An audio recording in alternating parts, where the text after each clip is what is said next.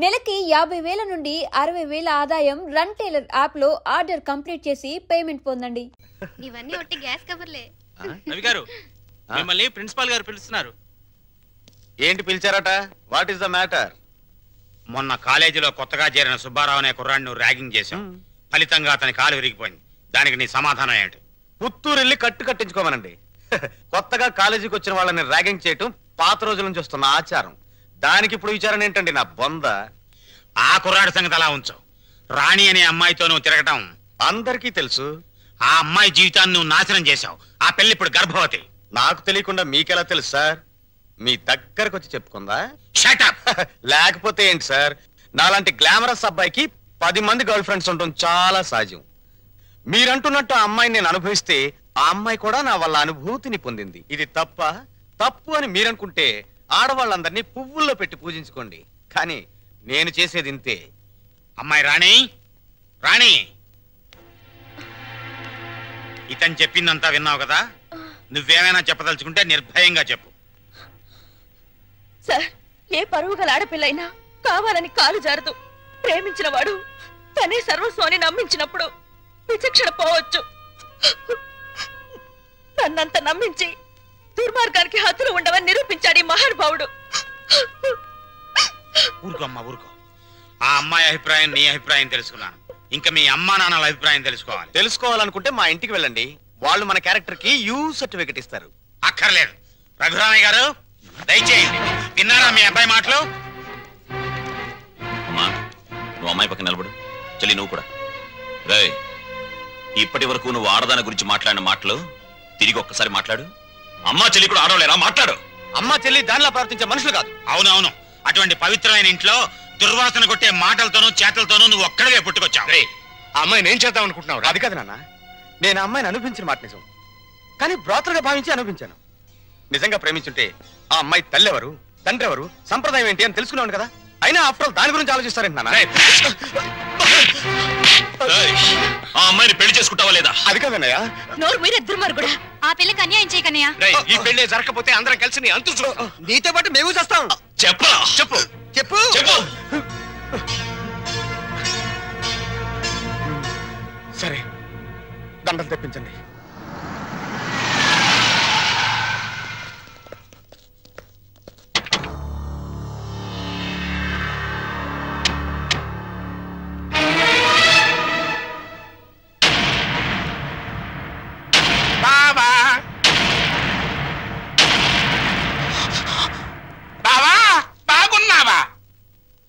బాగోలే. ఆ పిల్లరా నీ కొత్త కోళ్ళం? ఆ పిల్ల ఎవరు కనుక్కో చూద్దాం. నీ వేలు విడవని మేనకోళ్ళం అంటే నీ సొంత చెల్లెలు సవితికి కూతురు. ఈ నా కీపే నీ కొత్త కోడలకి జన్మభూమి. నీకు గుర్తుందా? అప్పుడప్పుడప్పుడప్పుడు నా ముఖం మీద నా కొడుకు చేత తుపుక్కు నుమ్మే ఇచ్చావు. ఇప్పుడు నీకు గుర్తొచ్చి ఉంటుందిలే. ఆ ఉమ్ము అప్పుడే తుడుచుకుంటే పోయింది. కానీ ఇప్పుడు నీ మొహం మీద పడబోయే ఉమ్ము లైఫ్ బాయ్ సబ్బుతో తోముకున్నా లైఫ్ లాంగ్ సరిగిపోకుండా పర్మనెంట్ గా ఫిక్స్ అయిపోద్ది. అరవబకరా నా కొడక. పైకి లేకుండానే మీ ఫ్యామిలీ అఫేర్ అంతా ఊరంతా తెలిసిపోద్ది. చూడు, ఇయాల నుంచి నా కూతురు జెండా మీ ఇంటి మీద ఎగురుతా ఉంటుందన్నమాట. ఎప్పుడు ఎగరటం మానేస్తాం అప్పుడు జెండా ఎత్తేస్తాం. ఈ గవర్నమెంట్ కూలిపోద్ది. బావా, గడ్డిని తగలబెడటానికి పెద్ద దివిటి అక్కర్లా, చిన్న అగ్గిపుల్ల చాలు.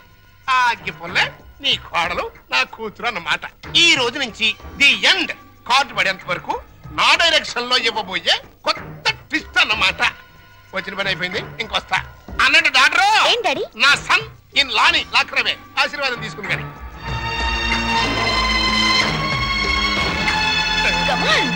రారా సన్నిల్లా.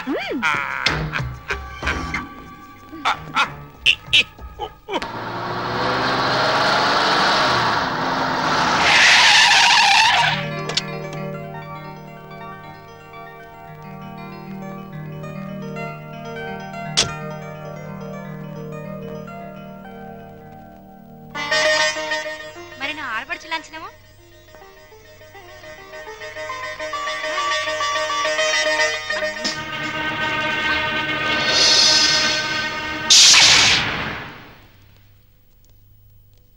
కుడికాలు లోపల పెట్టిరమ్మా.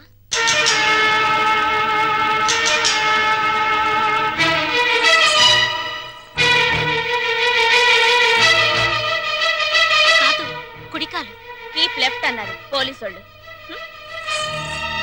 అవునవును, కీపు ఎప్పుడు లెఫ్టే, వైఫే రైటు. ఈ జ్ఞానం ఎప్పుడు వస్తుందో. అత్తా మామూలుకి నమస్కరించమ్మా.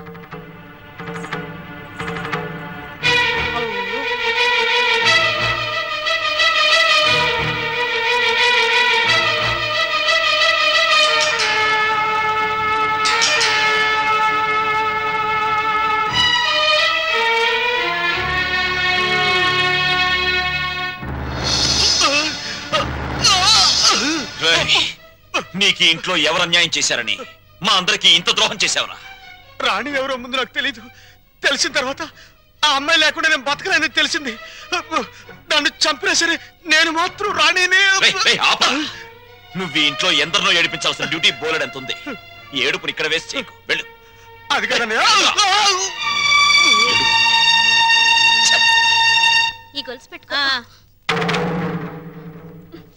ఎలాగో గదిలోకి వెళ్ళగానే విప్పదీసేదేగా, అంత మాత్రానికి ఇంత బరువు పట్టుచరు ఎందుకండి? ఏ శుభకార్యమైనా సాంప్రదాయ సిద్ధంగా జరిగితే అది మాకు ముందే జరిగిపోయిందిగా. గడ్డిని తగలబెడటానికి పెద్ద దివిటి అక్కర్లా, చిన్న అగ్గి పుల్ల చాలు. ఆ అగ్గి పుల్లే నీ కోడలు నా కూతురు అన్నమాట.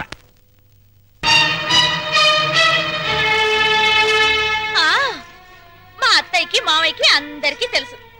ఆ వీక్ పాయింట్ లీక్ అయ్యాకే నన్ను ఆయనకి తగిలించారు. ఫోన్లేండి, పెళ్లికి ముందు ఏం జరిగినా పెళ్ళయ్యాక ఈ తంతు తప్పదంటే మీకోసం కాసేపు కప్పుకుంటాను.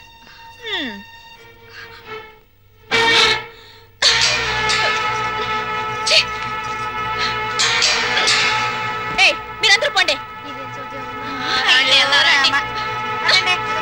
పదవిన రోలరు రథమా, పదవిన రోలరు రథమా, లారి లారి లారి లారి లారి లారి లారి లారి లారి లారి లారి లాల రథమా. ఏమండి, పెళ్లి నాటికైనా చేరతావా దీంట్లో?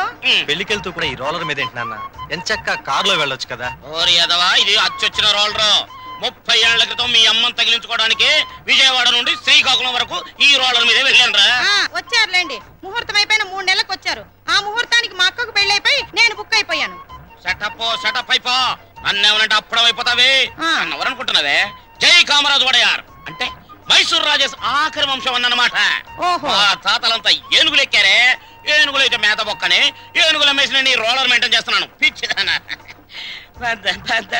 రోలర్ రథ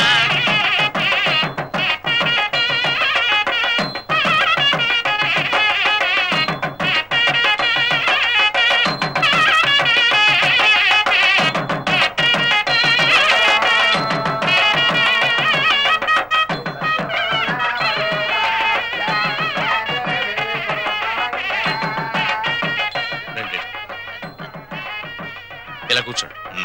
ఎక్స్క్యూజ్ మీ, ఒక్క నిమిషం. నమస్కారం. నమస్కారం, కూర్చోండి. బాగున్నారా? 2 లక్షలు.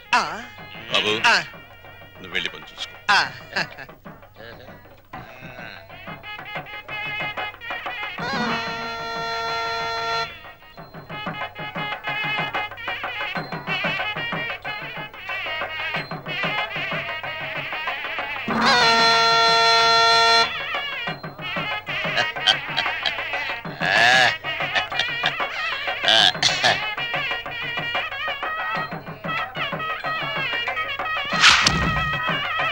తీసుకోండి.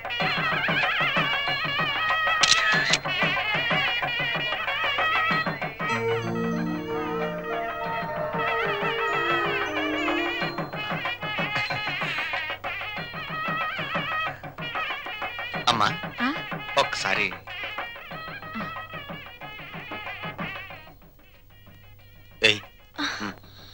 అరే లేమ్మా, ఏమిటి ఏమిట్రా ఇది? అమ్మా నాన్నల మాట విని చెడ్డగా ప్రవర్తించాను, నన్ను క్షమించండి అత్తయ్య. బుద్ధి వచ్చింది. బాగా బుద్ధి వచ్చిందా? నువ్వు ఊరుకోరా, అవే మాటలమ్మా. ఏదో చిన్నతనం, నిన్నంత మాత్రం అర్థం చేసుకోలేనా? పిచ్చి పిల్ల, లోపలికి వెళ్ళదానరా.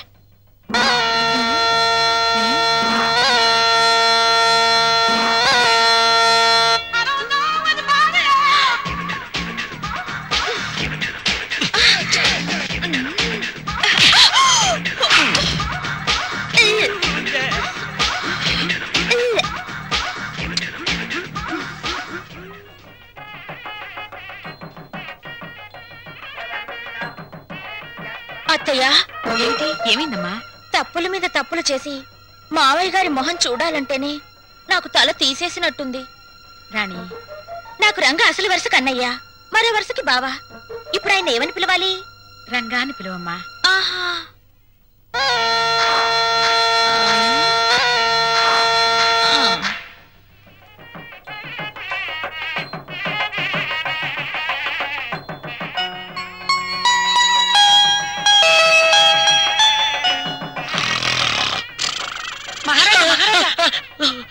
మీరు ఎప్పుడైనా జైలుకి వెళ్ళారా? ఒకే ఒక్కసారి ఒకే ఒక్క రోజు వెళ్ళాను. అది నా రోలర్ కింద పంది పిల్ల పడితే. అక్కడ కోడికల కొండలరావుని చూసారా? ఆయన ఎవరు? నా మొగుడు. ఈ చాలు గాని ఇంకా చూసుకోండి. ఏంటది? పెళ్ళి.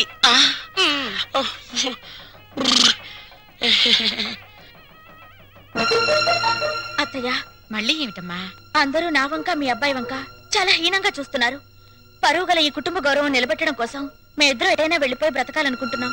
అయ్యో, ఇంత చిన్న విషయానికని ఎక్కడికో పోవడం ఎందుకమ్మా? మీ మావయ్య గారితో చెప్పి డబ్బుకి ఏర్పాటు చేస్తాను. ఏదో వ్యాపారం చేసుకోండి. ఉమ్మడాస్తితో వ్యాపారం చేసి రేపు పొద్దున దివాలా తీస్తే ఆ భారం మొత్తం కుటుంబం మీద పడుతుంది. అందుకని ఇద్దరి కొడుకులకి చెందవలసిన ఆస్తి ఎవరిది వారికి పనిచేస్తే మీకే బాధరబందీ ఉండదు. దీన్ని తగల పెడతానికి పెద్ద దివిటి అక్కర్లా, చిన్న అగ్గి పుల్ల చాలు. ఆ అగ్గి పుల్లే నీ కోడలు నా కూతురు అన్నమాట. కాదత్తయ్యా?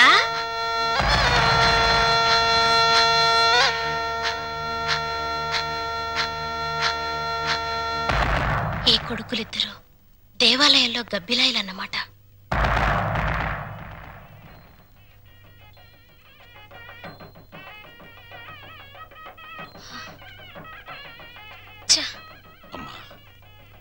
ఈ ఇంట్లో అన్ని అన్యాయాలు జరుగుతున్నాయి నాన్న.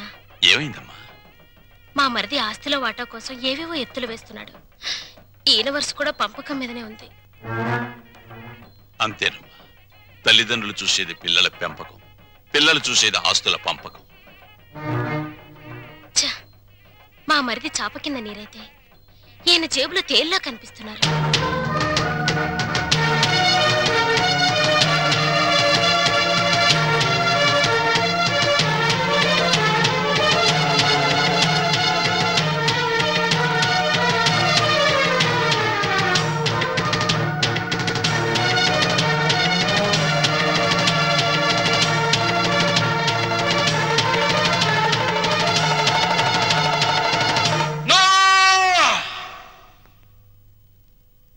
ఏమయ్యా రఘురామయ్య, మీసాలొచ్చాక కొడుకుల్ని దూరంగా ఉంచాలి, పెళ్ళాలొచ్చాక అంటరాని వాళ్ళుగా చూడాలి. అది చేతకాక నా కొడుకులు, నా బిడ్డలు, నా సంతానం అని పట్టు కూర్చుంటే వాళ్ళు మాత్రం ఎంతకాలం ఊరుకోగలరయ్యా? పాపం అమాయకులు కాబట్టి, పెళ్ళాల పైట చెంగుల్ని పాము పడగలనుకుని భయపడే పసిపిల్లలు కాబట్టి ఇన్నాళ్ళు ఆగారు. ఇప్పుడు అడుగుతున్నారు. అడిగితే కాదండానికి నువ్వెవరవయ్యా? పంచు ఆస్తుల్ని. నువ్వు కూడా పెద్దోడు చిన్నోడు చెప్పిందే కరెక్ట్ అంటున్నాను. చెప్పింది చేసి నీ పెద్దరికం కాపాడుకో. రంగా, నువ్వు వాళ్ళతో చేరి నన్ను వెన్నుపోటు పొడుస్తావురా? పెద్ద వాళ్ళకి తప్పట్లేదు వెన్నుపోట్లు, నువ్వెంత? ఇప్పుడు నువ్వు ఆస్తి పంచకపోతే రేపు నీ కొడుకుల మాటల పోట్లు, కోడల చేతి పోట్లు, కోర్టుల నోటీస్ పోట్లు, పోట్లు అన్ని పోట్లే, జాగ్రత్త. రంగా, అందరూ ఒకటిగా కలుసున్నప్పుడు ఆస్తి పంపకాలు ఎందుకురా? అమ్మా, ఈ చేతి వేళ్లున్నాయి, ఇవి అన్నం కలుపుకోవడానికి, తినడానికి, కడుక్కోవడానికి కలిసి ఉంటాయి. తిన్నాక వేటికవే నీకు నువ్వే నాకు నేనే అని మళ్ళీ దూరం అవుతాయి. నీ శరీరంలోని భాగాలే ఒకటిగా ఉండనప్పుడు నీ కడుపులో పుట్టిన బిడ్డలు మాత్రం ఒకటిగా ఎలా ఉంటారు? ఎందుకు ఉండాలి? రంగా, ఎందుకురా అందరూ కలిసి ఆయన్ని చిత్రహింస చేస్తున్నారు? అమ్మా, చిన్న కొడలా, గొడవలు ఆపేసి భోజనానికి రండి. ఏ విషయం తేలేదాకా మేమెవరం భోజనాలు చెయ్యం. రండి.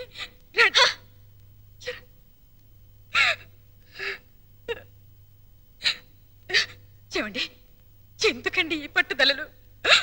వాళ్ళు చెప్పినట్టు చెయ్యండి, ఆస్తి పని చెయ్యండి. పెళ్ళా మాటలు వినడానికి నేను నీ కొడుకులా చావటం కానీ. ఏమండి, వాళ్ళ మాట వినండి. మనకు పెళ్ళయ్యాక నేను అడిగి మొదటి కోరిక, చివరి కోరిక ఇదేనండి. ఆస్తి పంచలేదన్న కోపంతో రేపు నేను చచ్చాక నాకు తలకొరవ పెట్టకపోతే అది ఎంత బాధో ఆలోచించండి. వాళ్ళు మనిషిని, నువ్వు మనసుని చంపుతున్నారే. వద్దు, నాకు ఈ దరిద్రం వద్దు. వద్దు.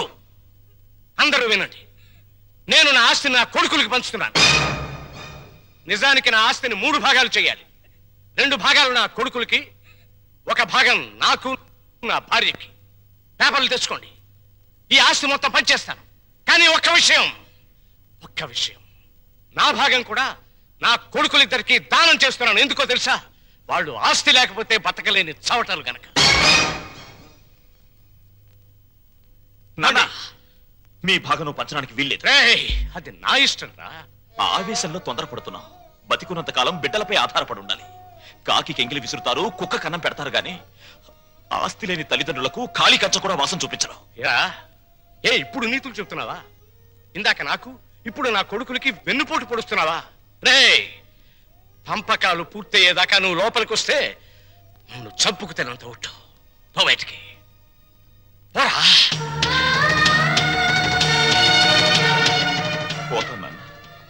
పోతాను. కానీ నేనేం చెప్పాను, ఎందుకు చెప్పానో కాస్త ఆలోచించుకో.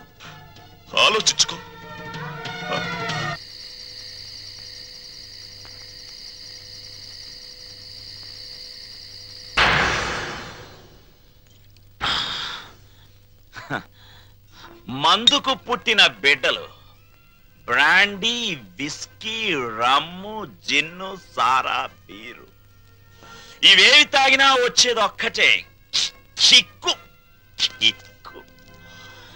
నిషాలో, కిక్కులో, మత్తులో, తూలుడులో, పేలుడులో తేడాలు లేవు. కానీ ఒక్క తల్లి కడుపున పుట్టిన బిడ్డల్లో ఎందుకున్నాయి తేడాలు? ఎందుకొచ్చాయి తేడాలు? రఘురామయ్య ఇవన్నీ ఆలోచించాడా? నేను చెప్పిన చిప్పోని బయటికి చచ్చాక కొడుకులు కొరివి పెడితే డైరెక్ట్ గా కోరమండల్ ఎక్స్ప్రెస్ లో స్వర్గానికి వెళ్ళొచ్చని పిచ్చి ఆశతో బతికే తల్లిదండ్రులారా, మీరు బతికున్నప్పుడు మీ కొడుకులు మిమ్మల్ని కాకుల కంటే హీనంగా చూస్తారు.